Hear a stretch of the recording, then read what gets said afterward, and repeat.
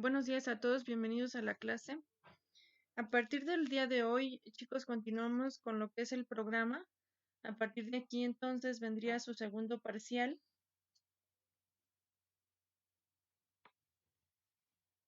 Continuamos con con conceptos de población. En este caso, vamos a ver el tema de principales atributos de una comunidad. Y al final me van a entregar, por favor, un mapa mental de lo que vimos el día de hoy. Les recomiendo que mientras vayan viendo la presentación, lo vayan haciendo y ya al final, ya nada más afinan detalles.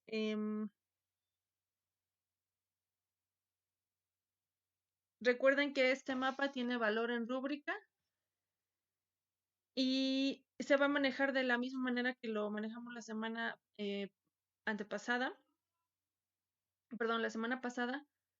En su rúbrica van a ir los trabajos que yo les voy a colocar en cada presentación. Entonces, no se trata de que hagan doble trabajo. La actividad que yo les voy a colocar en cada presentación al final, esa va a contar para su rúbrica. ¿De acuerdo? Entonces, comenzamos con la definición de comunidad ecológica.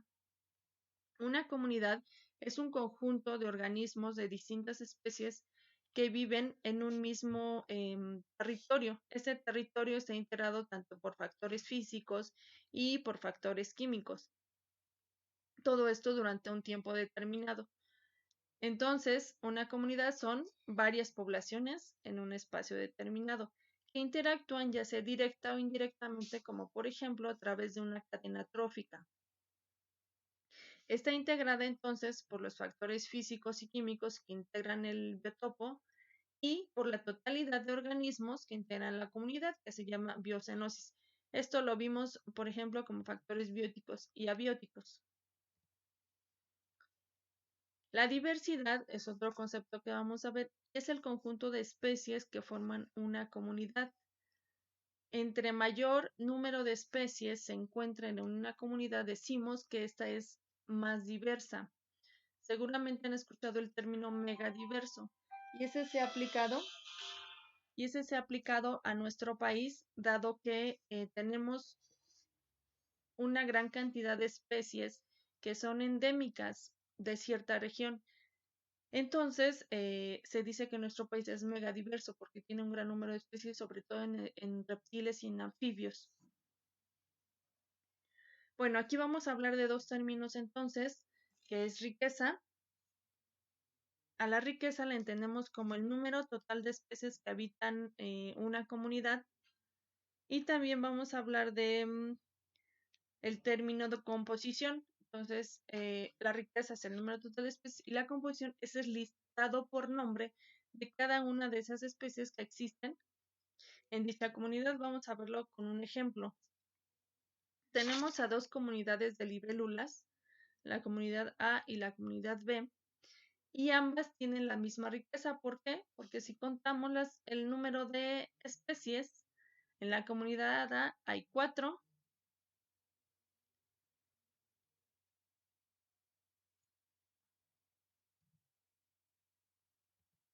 y en la comunidad B también hay 4 especies.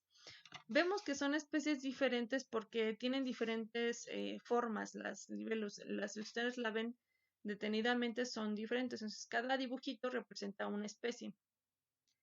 Entonces, la riqueza se refiere al número de especies que tiene cada comunidad. Estas dos tendrían el mismo número, por lo tanto, tienen la misma riqueza. Sin embargo, la composición es diferente porque en cada comunidad se encuentran diferentes tipos de especies. Por ejemplo, en la comunidad A solamente está la especie 2 y en la B está tanto la 2 como la 3. Entonces, las otras dos especies también cambian. Otro término es la abundancia. La abundancia es el número de individuos por especie que se encuentran en una comunidad. Se cuantifica y se relaciona con la densidad, que recuerden que es el número de individuos por un área determinada, y también se relaciona con la estabilidad del ecosistema, es decir, con el equilibrio.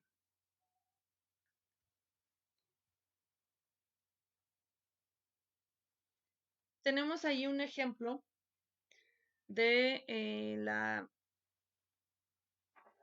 de una reserva que se encuentra en Nayarit.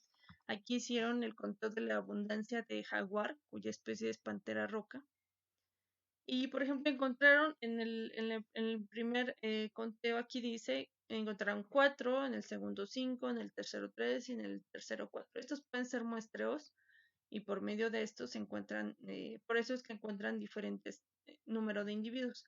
Entonces su abundancia es hasta 4 individuos, o 5 individuos, o 3, o 4. Esta es su abundancia.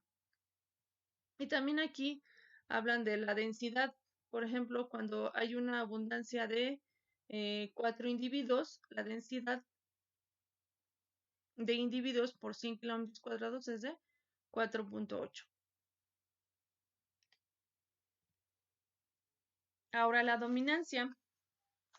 La dominancia es cuando una especie predomina en una determinada extensión de terreno. Está relacionada con su abundancia, porque entre más abundante sea una especie, entonces es la que va a dominar. En este dibujo tenemos a 4 especies, la especie A, la especie B, la especie C y la especie D, 4 especies de árboles. Si ustedes cuentan la especie D, hay 1, 2, 3, 4, 5, 6 individuos. Eso quiere decir que es la especie más abundante y por lo tanto es la que presenta la dominancia de 42%. Aquí está la especie D.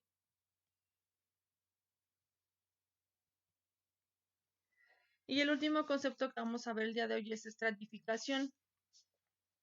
Esta se refiere a la distribución de las poblaciones en el territorio que ocupan organizándose en capas. En esta imagen tenemos, por ejemplo, al estrato superior, al estrato medio y al estrato inferior.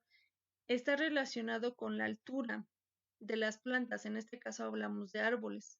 En el estrato superior tenemos a los árboles que son más espaciosos, es decir, tienen la copa más grande.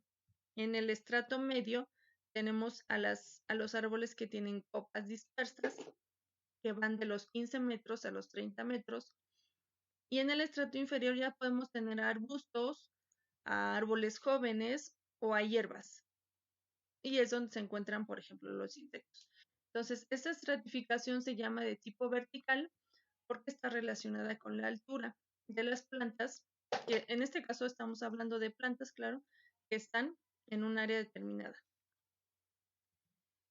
Entonces hablamos de árboles, de arbustos, herbáceas y de plantas que crecen al ras del suelo y que son musgos y líquenes. Entonces en la capa que está al ras del suelo encontramos musgos y líquenes, que es la capa mucinal o el estrato mucinal. Después tenemos al herbáceo, que son plantas de tallo verde, no muy altas, su tallo es delgado y también es flexible, no son plantas leñosas. Las plantas leñosas las distinguimos porque forman madera. Entonces, a partir del arbustivo ya podemos tener plantas leñosas. ¿Cómo se diferencia un arbusto de un árbol? Porque, aparte de la altura, el arbusto presenta ramificaciones desde la base, es decir, no presenta un tronco y luego ramas, como en el caso de los árboles. Ambos son plantas leñosas, pero en eso se diferencian y componen los diferentes estratos. También se les conoce así: estrato arbóreo, estrato arbustivo, estrato herbáceo y estrato, aquí menciona como un estrato subterráneo, que puede también considerarse como el que en el que están las raíces.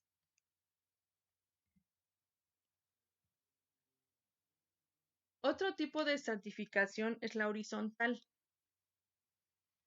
En esta vemos cómo hay un cambio en las comunidades, pero en el plano horizontal, porque porque hay variaciones en el relieve, en la altitud y en la latitud.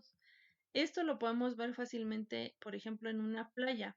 Este es un lago, no es playa, pero bueno, en un lago también lo podemos ver, porque tenemos, si ustedes se fijan, la composición del ecosistema va cambiando.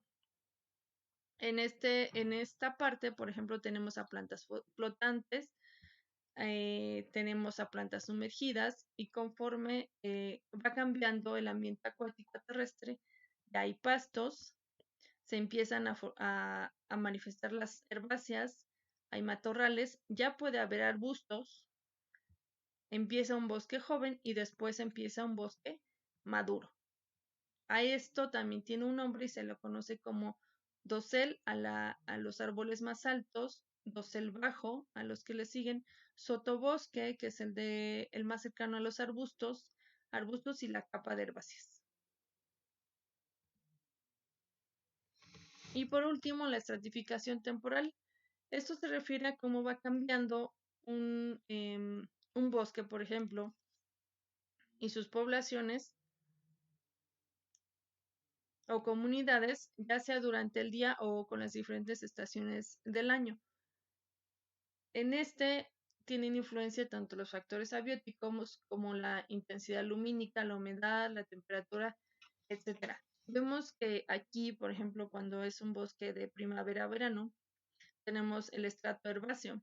Y aquí, por ejemplo, cuando es un bosque en invierno, ya no tenemos este estrato. Entonces, por esa razón se le llama estratificación temporal, porque son los cambios de acuerdo al día o a las estaciones del año. Sería entonces todo por esta clase. Hay que realizar, como les decía, el mapa mental a mano en su cuaderno a color e ilustrado del tema que vimos hoy. Este va a tener valor en rúbrica, que ya se les hará llegar, y hay que enviar también la evidencia vía email para ir sumando los puntos en su rúbrica. Gracias, hasta luego.